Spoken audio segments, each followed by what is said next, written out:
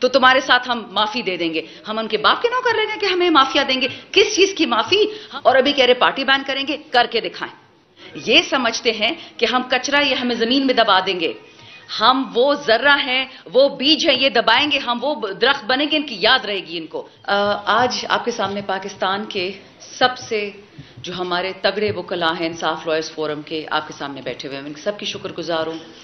खान साहब की एक कॉल पे ILF ने लब्बैक कहा और हम निकले सारे पाकिस्तान में। इस वक्त तक तकरीबन 96 ILF के कन्वेंशन हमने सारे पाकिस्तान में करवा दिए हैं।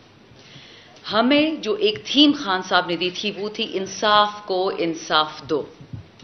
ऑल्दो ये अच्छी बात नहीं है जो ये मैं कहने वाली हूं, लेकिन जब 6 जजानों ने खत लिखा कि उनके साथ जिस किस्म का जुल्म और बेहुरमती हो रही है, सारे पाकिस्तान को समझ आ गई कि जो इमरान खान कह रहा था 2 साल से, जो PTI का वर्कर कह रहा था, जो PTI का वकील कह रहा था, जो पाकिस्तान का बेगुनाह शहरी कह रहा था, जो अरशद शरीफ शहीद कह रहा था, जो जिले शाह शहीद कह रहा था, वो बात सच हो गई। लेकिन हमें 2 साल उसमें काटने पड़े यहां तक आने में। जब तक उन जजानों ने खत नहीं लिखा था, कोई यकीन करने को तैयार ही नहीं था। जी ड्रामा है, जी PTI है, जी सियासी है। अब तो समझ आ गई ना कि इंसाफ को क्यों इंसाफ देना है। मेरा भाई यहां बैठा हुआ है, इन 2 भाइयों के साथ, उस्मान और उमर के साथ जो हुआ, एक अल्लाह को पता है।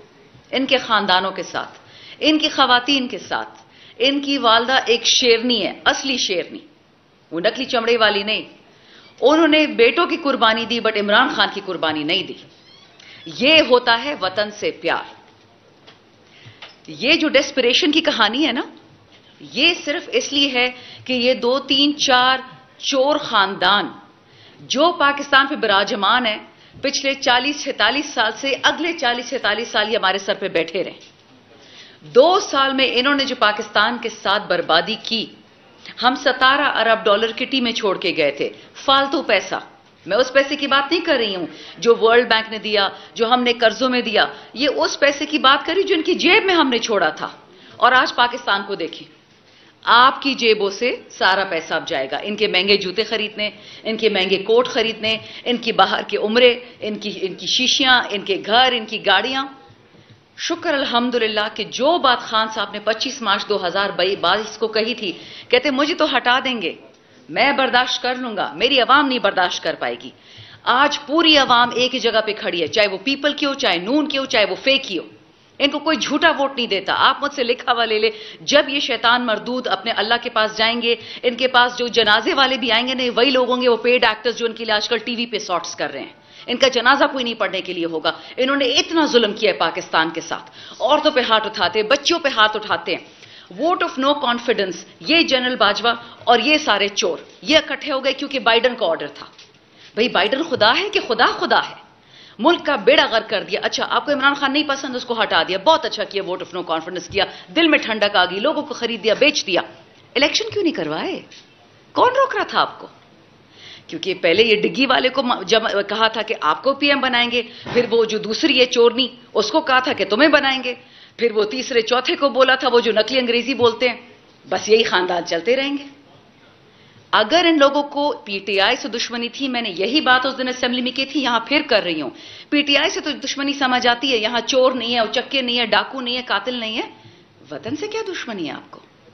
क्योंकि ये जो सब कुछ हुआ है, ये 25 मई, ये 9 मई, ये जिले शाह, ये अरशद शरीफ, ये खान साहब पे गोलियां चलाना, ये डॉक्टर यास्मीन, ये सनम जावेद, तैयबा राजा, आयशा भुट्टा, खतीजा शाह, बथेरों हमारे हजारों वर्कर पड़े में, शहरियार अफरीदी, अली मोहम्मद खान, असद कैसर, शेर अफजल मरवत, जुनेद अकबर, आमिर डोगर। आज हमारे अमीर सुल्तान को उठा लिया जंग से, 3 दिन हो गए हमारे MNA। क्यों?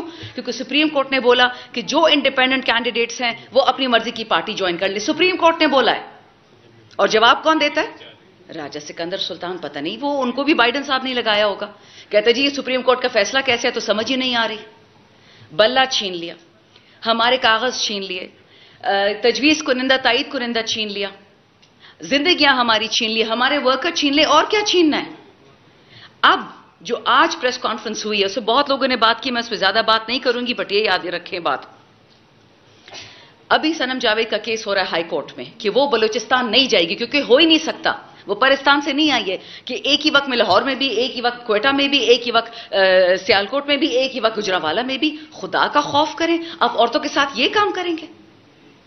इसके बाद ये जो माशाल्लाह उन्होंने खान साहब पे झूठा आर्टिकल 6 लगाना है, आर्टिकल 6 तो इन पे लगेगा। जब ये साइफर अभी तक खुला नहीं है, जिस दिन ये हाथ मेरे लगा ना साइफर, मैं खुद उसको छापूंगी अखबार में, लेकिन कभी अल्लाह हमें दे वो साइफर।